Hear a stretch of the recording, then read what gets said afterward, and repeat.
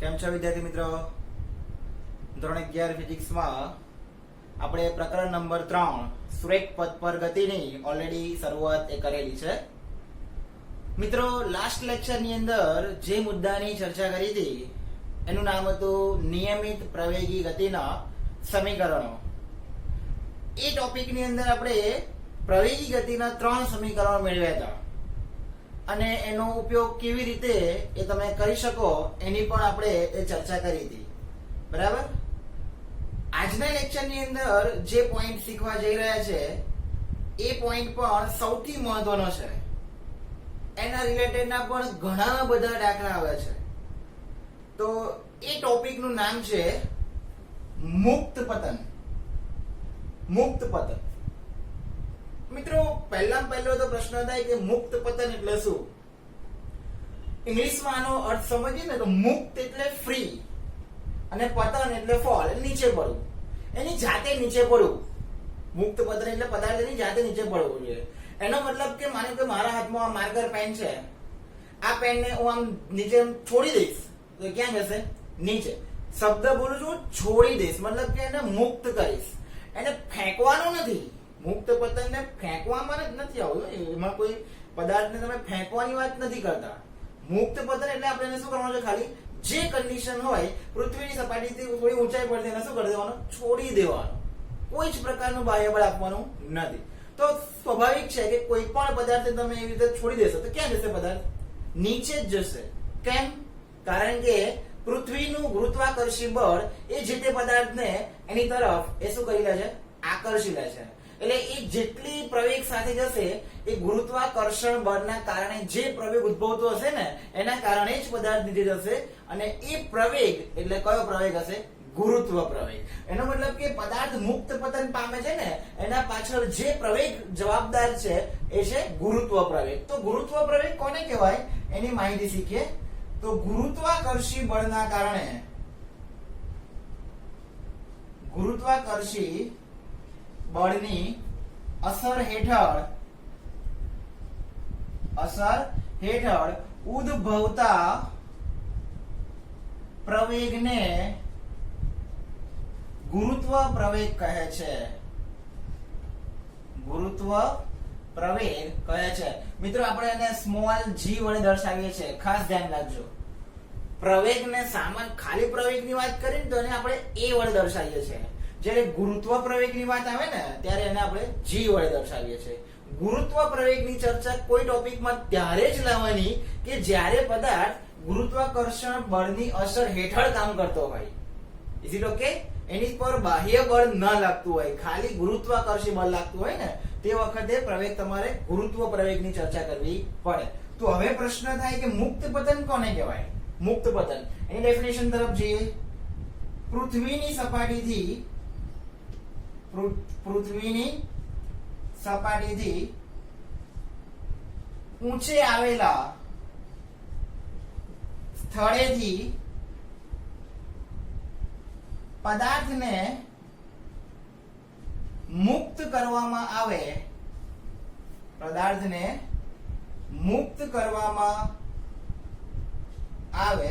ત્યારે, એટલે કે પૃથ્વીની સપાટીથી કોઈ ઊંચાઈ પરથી તમારે પદાર્થને શું કરી દેવાનો છે? મુક્ત કરી દેવાનો. ત્યારે પદાર્થ ગુરુત્વાકર્ષી બળ ની અસર હેઠળ હવે કઈ દિશામાં આવવાનું? ગુરુત્વાકર્ષી બળની અસર હેઠળ હંમેશા નીચે તરફ. એટલે આપણે એને શું કહીએ છીએ? અધો દિશામાં. અધો દિશા એટલે નીચેની તરફ. ગુરુત્વાકર્ષી બળની અસર હેઠળ અધો દિશામાં કેવા પથ પર? સુરેખ પથ પર. કયા પ્રવેગના આધારિત કામ કરે છે? ગુરુત્વ પ્રવેગ ને કારણે શું કરે છે? ગતિ કરે છે. તો આ ગતિને એ શું કહેવામાં આવે છે? મુક્ત પતન કહે છે. દરેક વસ્તુ સમજવાની છે. પૃથ્વીની સપાટીથી ઊંચે આવેલા કોઈ સ્થળેથી પદાર્થ તમારે શું કરવાનો? મુક્ત કરવાનો. એટલે પદાર્થ ગુરુત્વાકર્ષી બળની અસર હેઠળ અધો દિશામાં ગુરુત્વ પ્રવેગને કારણે એ શું કરે છે, નીચેની તરફ ગતિ કરે છે, તો એ ગતિને શું કહેવામાં આવે છે, મુક્ત પતન તરીકે ઓળખવામાં આવે છે. Is it okay? નાઉ એક આકૃતિ દ્વારા સમજીએ. માની લો કે આ જે છે એ પૃથ્વીની સપાટી છે, પૃથ્વીની સપાટી. એનાથી આપણે અમુક ઊંચાઈએ જવાની વાત કરીએ, કોઈ એક બિંદુ લઈએ જેને આપણે વાત કરીએ છીએ એ એટલે આ સ્થળ છે, જે આપણે ઊંચાઈ પરનું સ્થળ કહ્યું ને એ. ઊંચાઈ એટલે કેટલી હાઈટ પર લઈએ છે, તો એને માની લઈએ છે કે આપણે કેટલી હાઈટ છે, h હાઈટ છે. આ એ બિંદુ પાસે કોઈ એક પદાર્થ આ રીતે રહેલો છે. હાલમાં આ પદાર્થને હજુ મુક્ત કરવામાં આવેલો નથી, એટલે પદાર્થ કેવો હશે, સ્થિર હશે. અને સ્થિર હોય ને એ સમયે એનો પ્રારંભિક વેગ એ કેટલો હોય, 0 હોય. કોઈ પણ પદાર્થ સ્થિર હોય તે સમયે એનો પ્રારંભિક વેગ કેટલો હોય, 0 હોય. આ ખાસ સમજી લેવાનું. હવે હું પદાર્થને શું કરું છું, મુક્ત કરું છું. એટલે પદાર્થને જેવો મુક્ત કરીશું એટલે પદાર્થ સીધો કઈ દિશામાં આવવાનો, નીચેની તરફ જ આવવાનો. નીચેની તરફ આવશે કયા પ્રવેગના કારણે, ગુરુત્વ પ્રવેગ g ના કારણે. Is it okay? તો આ રીતે પદાર્થ નીચેની તરફ આવે છે, તો એ સમયે આ h અને g ને કમ્પેરિઝન કેવી રીતે કરવી, તો જોજો ધ્યાનપૂર્વક. જો પદાર્થના સ્થાને ઉગમ બિંદુ લેવામાં આવે, એનો મતલબ શું કે પદાર્થ જે સ્થાન પર રહેલો છે એ સ્થાનને આપણે સંખ્યા રેખા દોરીએ, તો આપણે આ બિંદુને કયું બિંદુ કહી દઈએ, ઉગમ બિંદુ. તો આ આપણી કઈ અક્ષ થાય, x અક્ષિસ. ને આ હોરિઝોન્ટલ વર્ટિકલ એટલે કે શિરોલંબ દિશા એ તમારી કઈ અક્ષ થાય, y અક્ષિસ. તમને ખબર જ છે કે ઉગમ બિંદુની ઉપર હોય એ ધન આવે અને એની નીચે હોય એ ઋણ આવે. જો તમે અહીંયા ઉગમ બિંદુ લો છો તો આપણા જે પ્રવેગ અને ઊંચાઈની વેલ્યુ છે એ કઈ અક્ષ પર આવે છે, ઋણ y અક્ષ પર આવે છે. h અને g બંને ઋણ y દિશા તરફ એ જતા હોય છે. એટલા માટે તમે જ્યારે પણ આ બંનેની વેલ્યુનો ઉપયોગ કરો ત્યારે એ કિંમત તમારે નેગેટિવ લેવી પડે, બીકોઝ ઓફ એની વેલ્યુ જે છે એ ઋણ y અક્ષ તરફ જતી હોય છે.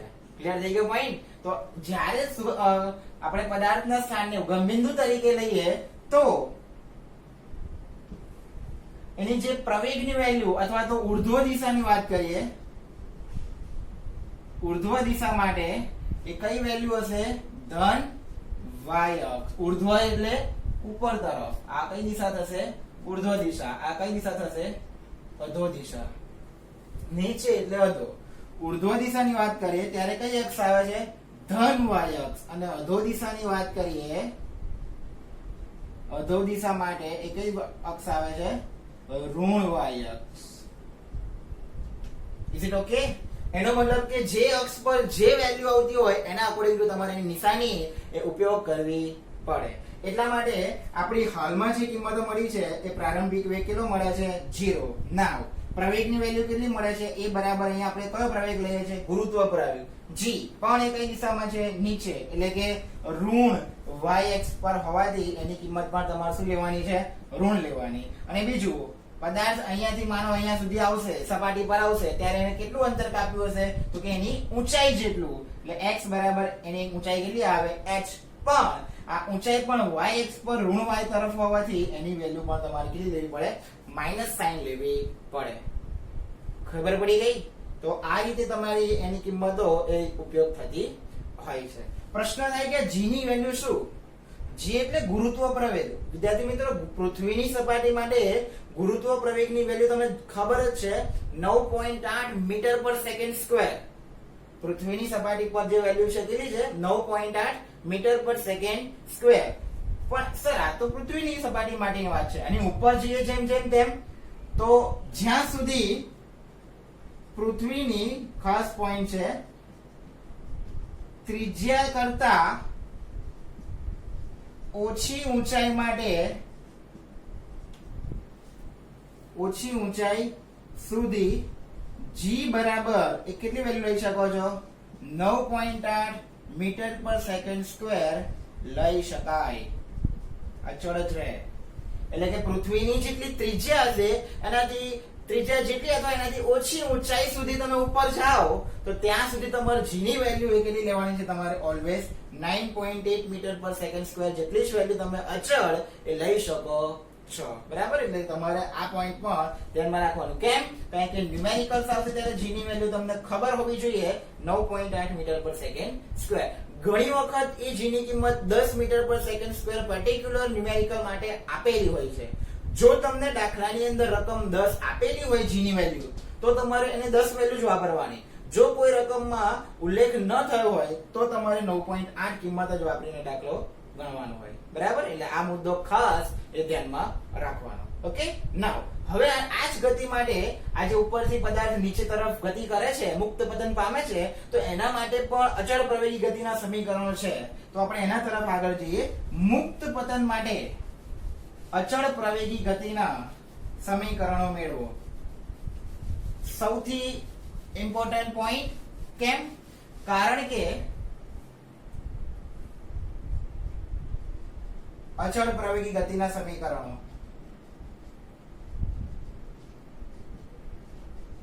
સૌથી મહત્વનો પોઈન્ટ એટલા માટે છે કે આ મુક્ત પતનના દાખલા પણ આવે છે અને એમાં અચળ પ્રવેગી ગતિનો ઉલ્લેખ કરવો જરૂરી છે. ક્લિયર? તો આગળ વધતા પહેલા એની જેટલી માહિતી આપણી પાસે છે એ જોઈ લઈએ. ઉપર ઉર્ધ્વ દિશા v0 પ્રારંભિક વેગ વેલ્યુ આપણી પાસે કેટલી છે? 0 મીટર પર સેકન્ડ. નાઉ પ્રવેગ એ બરાબર કિંમત કેટલી છે આપણી પાસે? g, પણ અધો દિશામાં હોવાથી કેવી લેવાની? -g. કેમ? કારણ કે અધો દિશા હોવાથી. ક્લિયર? અને પદાર્થ અહીંયા સપાટી પર પહોંચશે ત્યાં સુધી એને કેટલું સ્થાનાંતર કર્યું હશે?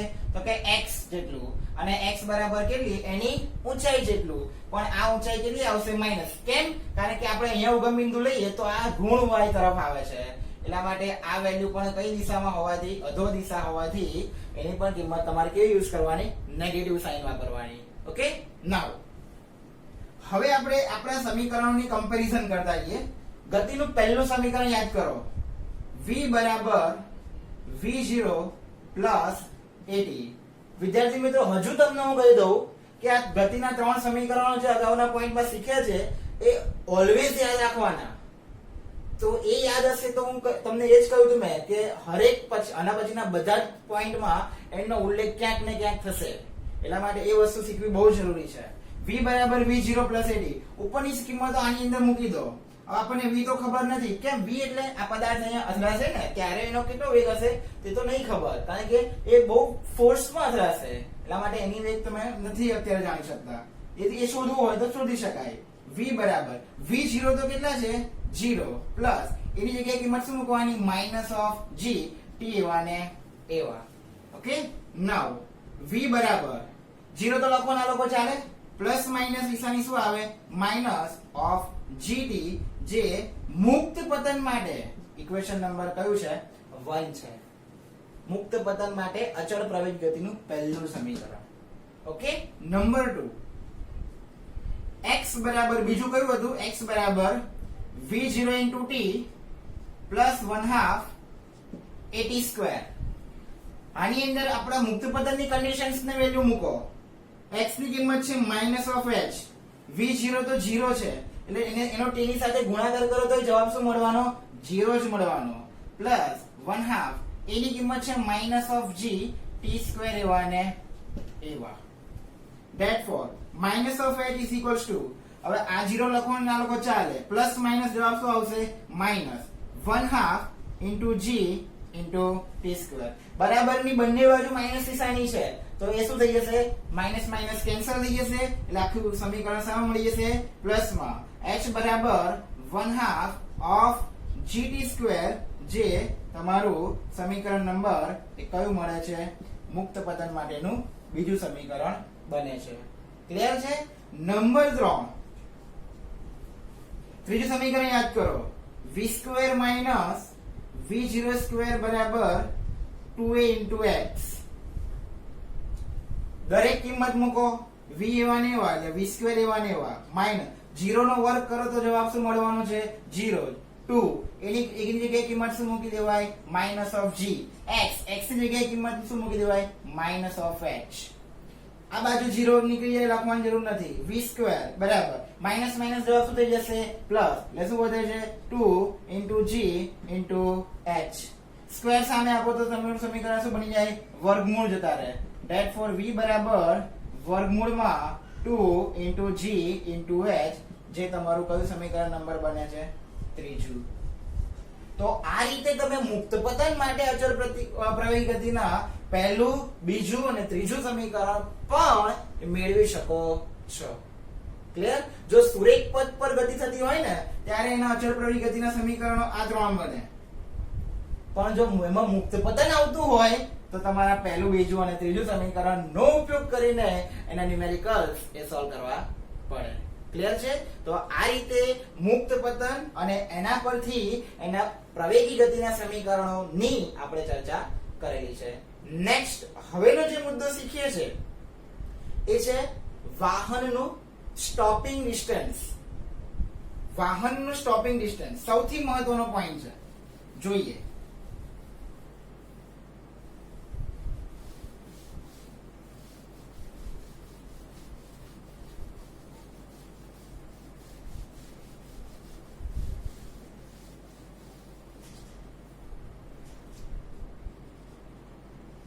પોઈન્ટ નું નામ છે ટોપિક નું નામ છે વાહનનું સ્ટોપિંગ અંતર ઇંગ્લિશમાં એને લખતા હોઈએ છે આપણે સ્ટોપિંગ ડિસ્ટન્સ બહુ જ મહત્વનો પોઈન્ટ છે આના રિલેટેડ ના પણ ઇક્વેશન્સ અને એના ન્યુમેરિકલ્સ પણ આવે છે પ્રશ્ન થાય પોઈન્ટ ની અંદર કંઈક નવું શીખવાડે છે સ્ટોપિંગ અંતર સ્ટોપિંગ એટલે સ્ટોપ થવું હવે તમે દરેક જણા વ્હીકલ તો ચલાવતા જ હશો માની લો કે તમારે હવે જ્યાં ઊભું રહેવાનું છે ત્યાં સ્ટોપ આવી ગયું તો શું તમે જ્યાં તમારું ઘર હશે ત્યાં આવીને બ્રેક મારશો કે થોડેક દૂરથી જ તમે બ્રેક લગાવશો ઓબ્વિયસલી તમારે જ્યાં ઊભું રહેવાનું છે એનાથી થોડાક અગાઉથી જ એ તમે બ્રેક લગાડશો અને એ બ્રેક લગાડશો ત્યારબાદ શું થાય છે એ આપણે એક ઉદાહરણ દ્વારા સમજીએ માની લો કે આ એક સુરેખ પથ છે આ સુરેખ પથ પર કોઈ એક કાર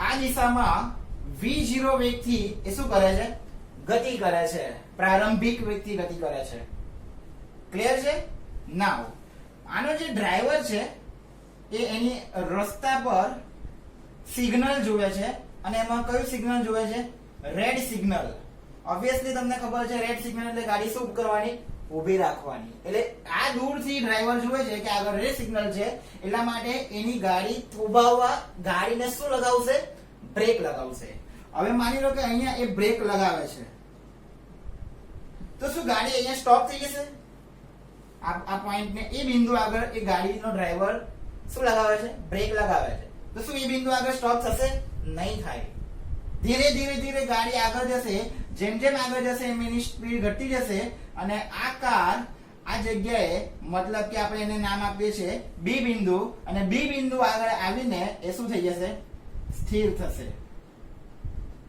એટલે કે ઊભી રહેશે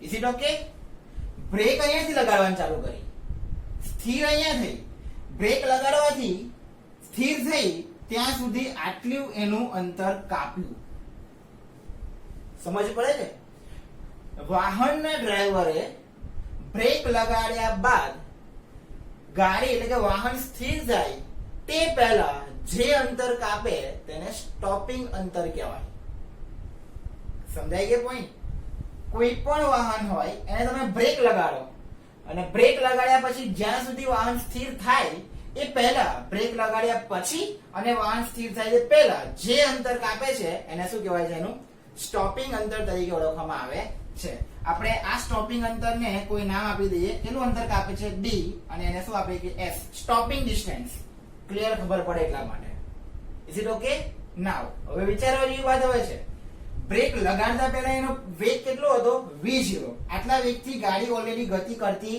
હતી અહીંયા હવે શું લગાવે છે? બ્રેક લગાવે છે. ઓબ્વિયસલી બ્રેક લગાડવું એટલે એની પર વિરુદ્ધ દિશામાંનું શું લાગે?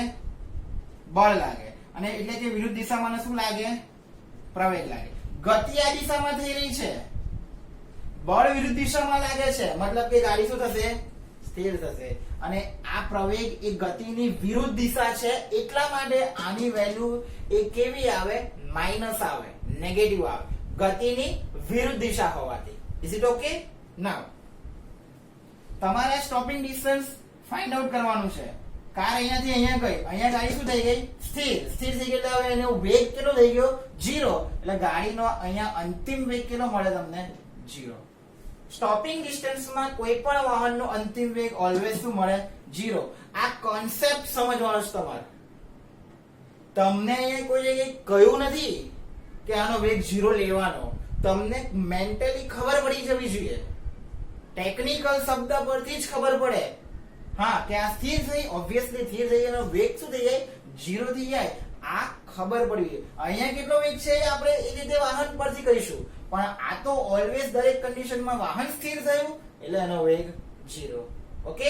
નાઉ તો આના પરથી આ સ્ટોપિંગ ડિસ્ટન્સ નું સૂત્ર એ મારે બનાવવું છે. હવે મિત્રો ધ્યાન રાખજો, પ્રવેગી ગતિના સમીકરણો અહીંયા ઉપયોગ કેવી રીતે કરવા એ આવે.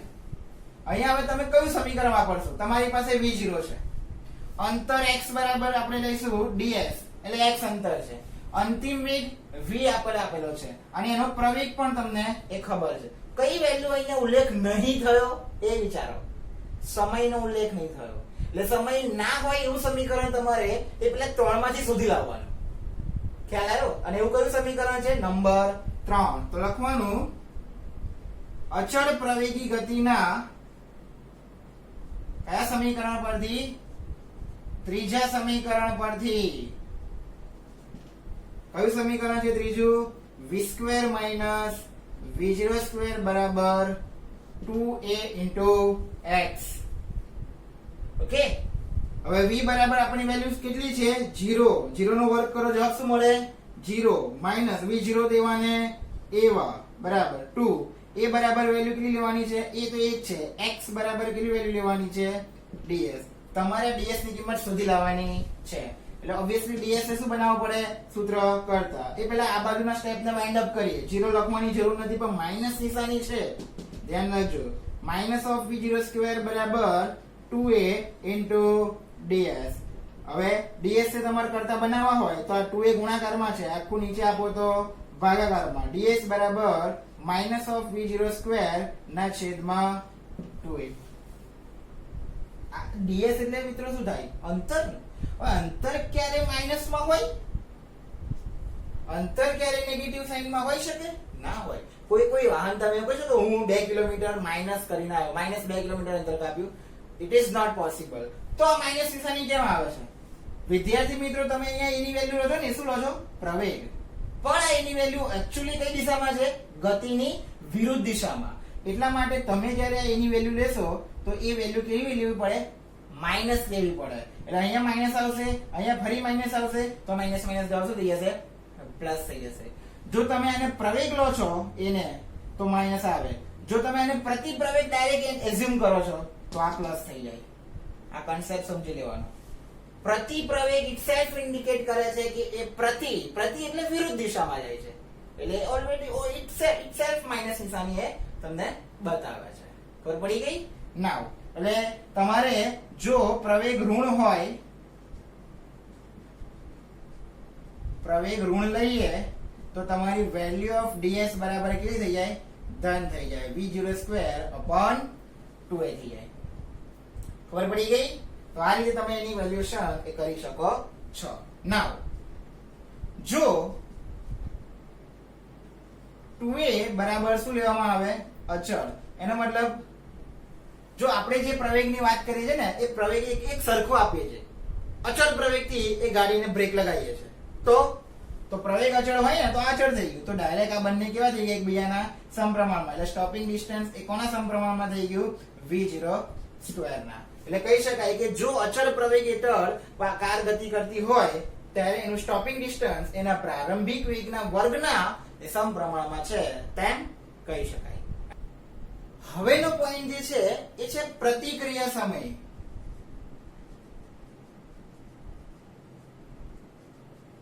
પ્રતિક્રિયા સમય ઇંગ્લિશમાં કહીએ તો રિએક્શન ટાઈમ.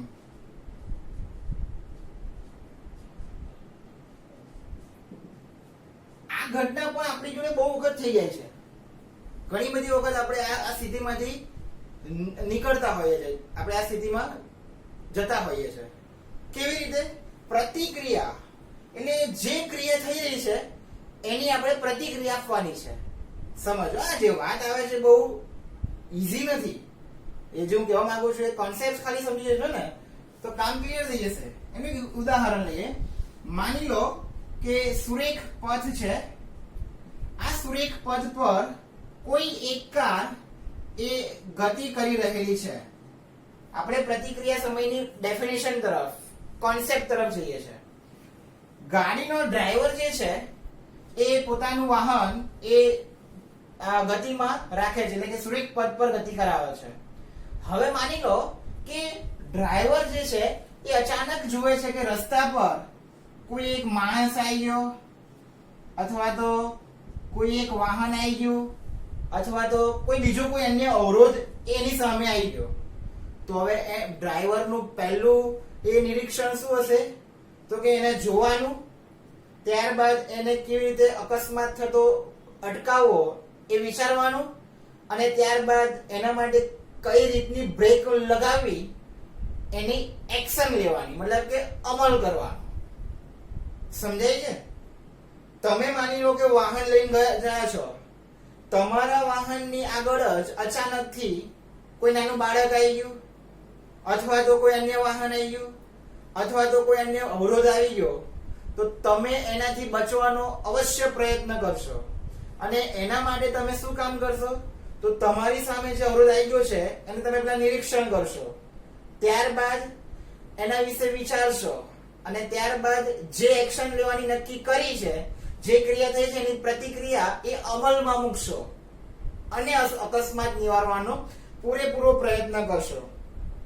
તો તમારી સામે અવરોધ આવ્યો, ત્યાંથી તમે એની એક્શન લીધી, વચ્ચે નિરીક્ષણ કર્યું, એનો વિચાર કર્યો અને અમલ કર્યો.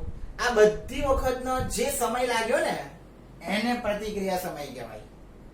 બાળક આવી ગયો તમારી સામે એટલે ક્રિયા થઈ ગઈ, અને ડ્રાઈવર જે છે એના વિરુદ્ધ એ શું આપશે? પ્રતિક્રિયા આપશે. તો એ વચ્ચે જે સમયગાળો લાગે છે ને એ સમયગાળાને એ શું કહેવામાં આવે છે? પ્રતિક્રિયા સમય તરીકે ઓળખવામાં આવે છે. ક્લિયર છે? અન્ય કોઈ એક્ઝામ્પલ લઈએ તો એના પરથી પણ એ તમને એ અન્ય એક્ઝામ્પલ પરથી ખબર પડી જશે. કોઈ એક સ્કેલ લઈ લો, માપપટ્ટી. જોજો ધ્યાનપૂર્વક. આ માપપટ્ટીના ઉપરનો જે છેડો છે એ કોઈ એક વિદ્યાર્થીએ પકડેલો છે, વિદ્યાર્થી 1. ક્લિયર? નાઉ પ્રયોગ એવો છે કે અહીંયાથી જે વિદ્યાર્થીએ આમ સ્કેલ પકડી હશે એ સ્કેલ નીચે અન્ય કોઈ વિદ્યાર્થીએ ફરી પકડવાની છે. પણ ક્યારે? બીજા વિદ્યાર્થીએ પણ આ સ્કેલ પકડવાની છે. ક્યારે? જ્યારે આ વિદ્યાર્થી આ સ્કેલને એ છોડી દે ને ત્યારબાદ આ વિદ્યાર્થીએ આ સ્કેલ પકડવાની છે. મતલબ કે સ્કેલ નીચે પડવી જોઈએ નહીં.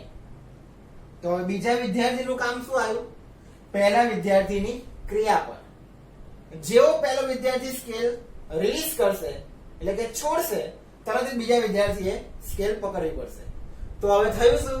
બીજા વિદ્યાર્થીને પહેલા વિદ્યાર્થીનું નિરીક્ષણ કરવું પડશે, ત્યારબાદ વિચાર કરવો પડશે કે હું કેવી રીતે એ રિલીઝ કરશે, હું તરત પકડી લઈશ. અને જેવો વિદ્યાર્થી નંબર 1 જે છે એ સ્કેલ મુક્ત કરશે, તરત જ એનો બીજા નંબરનો વિદ્યાર્થી એ સ્કેલ શું કરી લેશે?